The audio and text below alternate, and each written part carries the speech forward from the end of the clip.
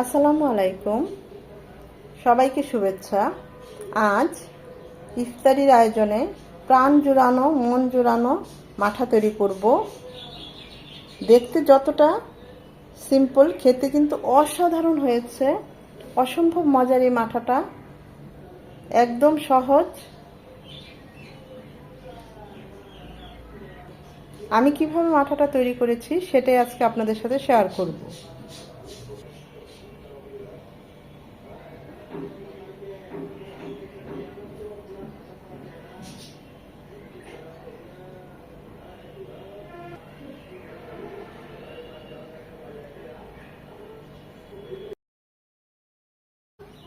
মাঠা তৈরি করার জন্য এখানে আমি নিয়েছি 1 কাপ টক দই। এটা আমার ঘরে বানানো টক দই। টক দইয়ের রেসিপি আমার ভিডিও চ্যানেলে দেওয়া আছে, আপনারা চাইলে দেখে নিতে পারেন। এখানে কেনা টক দই ব্যবহার করা যাবে, যে কোনো টক দই, পানি ছাড়া বা পানি সহ যে টক দইটা, সেটাও ইউজ করতে পারেন। তারপর লাগছে, আমি একটা বড় লেবুর 3 ভাগের 1 ভাগ রেখে দিয়েছি, 2 ভাগ নিয়েছি, মানে একটা পিস রেখে দিয়েছি, বাকি 2 পিস নিয়েছি, সেটা লাগছে।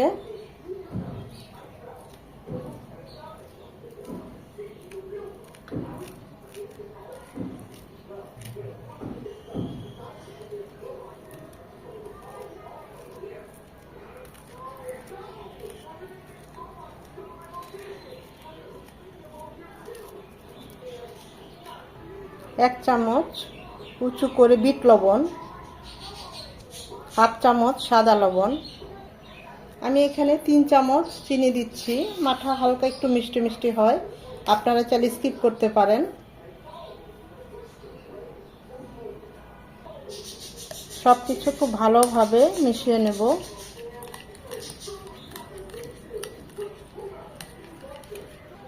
সব কিছু ভালোভাবে মেশানো হয়ে গেলে এখানে আমি 1 কাপ পানি দেব।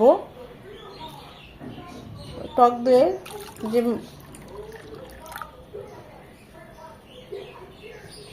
মাঠা কিন্তু একদম পাতলাও হবে না, আবার ঘনও হবে না। এখন এটা আমি এরকম ঘুটনির সাহায্যে, বা আপনারা ওর যে কাঠের যে ঘুটনিটা আছে সেটা দিয়ে একটু ঘুটে নিতে পারেন। এটা যত ঘুটবেন ততই এর মধ্যে যে ফোমটা ক্রিয়েট হবে, মাঠার টেস্ট তত ভালো হবে।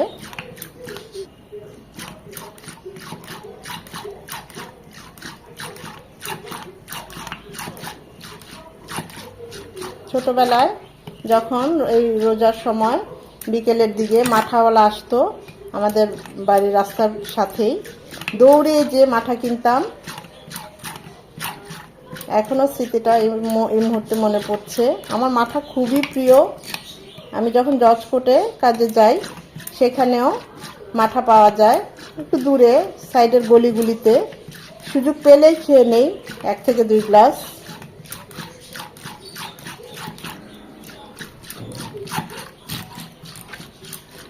আমি বাকি পানিটুকু দিয়ে দিলাম, তার মানে 1 মগ পানি পুরোটাই দিলাম। আমার এটা মেশানো হয়ে গিয়েছে, দেখতেই পাচ্ছেন খুব সুন্দর একটা ফোম ক্রিয়েট হয়েছে। তো বেচারাম মাঠাওয়ালা মামা যখন আসতো তো বলতাম, এটাকে ওনারা বলে মাখন, বলতাম মামা আরেকটু মাখন দেন, মাখন দেন। তো মামা দিত, উপর থেকে আরেকটু মাখন উঠিয়ে দিত। খুবই টেস্টি এই মাঠা। আমি তো এখানে বরফ কুচি দিলাম না, আপনারা চাইলে দিতে পারেন। আমি ঠান্ডা পানি দিয়েছি।